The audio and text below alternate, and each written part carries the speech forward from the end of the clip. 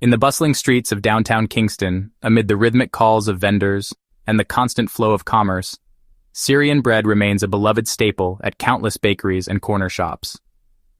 This humble loaf tells a larger story about one of Jamaica's most successful immigrant communities, whose journey from Ottoman persecution to Caribbean prosperity spans more than a century. The story begins in the 1890s, when the first waves of Syrian and Lebanese immigrants arrived on Jamaica's shores. Unlike the Chinese, Indians, and Irish, who came as indentured servants, these Middle Eastern Christians arrived by choice, though their choice was driven by desperation. At the time, Syria and Lebanon didn't exist as separate nations. Both were part of Greater Syria, controlled by the Ottoman Empire, where Christian minorities faced systematic religious persecution. These early immigrants, primarily from the Mount Lebanon region, saw British-controlled Jamaica as a beacon of religious freedom and economic opportunity. The timing was fortuitous. Jamaica's ambitious Great Exhibition of 1891 had attracted over 300,000 visitors from around the world, including some from the Middle East, who witnessed firsthand the island's bustling economy and trading potential. Word spread through Lebanese and Syrian Christian communities that this Caribbean island offered both safety and prosperity. The earliest Syrian-Lebanese immigrants found work in Jamaica's thriving banana industry. But when hurricanes and economic downturns began devastating banana production in the early 1900s, these resilient newcomers pivoted to retail trade, a decision that would define their community's future success. Starting as humble peddlers, they borrowed small amounts from established community members to purchase goods, then walked door to door throughout Kingston's neighborhoods. Jamaican customers appreciated both the convenience and the quality of their wares. As profits accumulated, these enterprising immigrants opened their own shops, many of which remain family businesses today. The community's business acumen quickly became legendary. Despite representing a tiny fraction of Jamaica's population, Syrian-Lebanese families came to dominate significant sectors of the island's economy, from retail and manufacturing to tourism and construction. Their cultural contributions extended far beyond commerce. Middle Eastern cuisine became deeply embedded in Jamaican food culture. Dishes like hummus, kibbeh, tabbouleh, and stuffed vine leaves joined rice and peas and jerk chicken as island favorites. Syrian bread, in particular, became so popular that many Jamaicans today don't realize its Middle Eastern origins. The community also maintained strong family networks, with successful immigrants often sponsoring relatives' migration and providing employment opportunities. For second and third generation Syrian-Lebanese Jamaicans, identity could be complicated.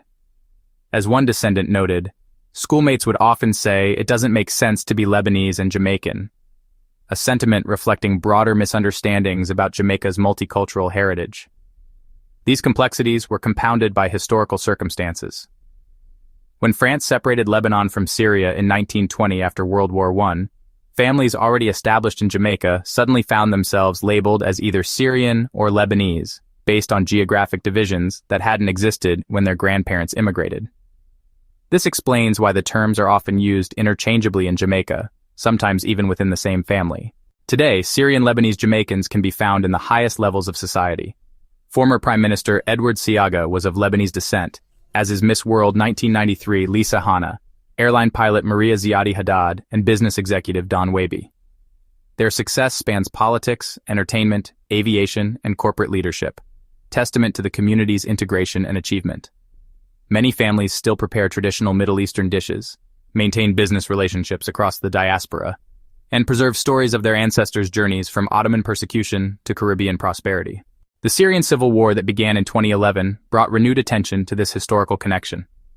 As millions of Syrians became refugees, some voices in Jamaica suggested the island could welcome a new wave of immigrants, people who, in many cases, share family names and distant relatives with established Jamaican citizens.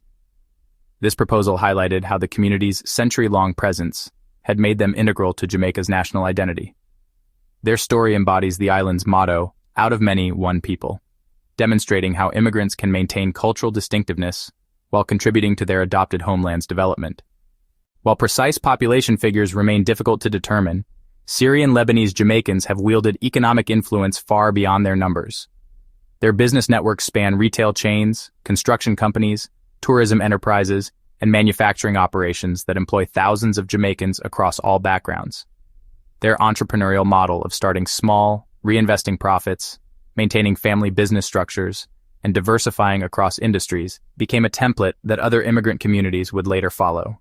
The Syrian-Lebanese experience in Jamaica offers insights for contemporary discussions about immigration and integration. Their success resulted from several factors. They arrived during a period of economic growth, possessed relevant commercial skills, maintained strong community networks, and adapted culturally while preserving their heritage.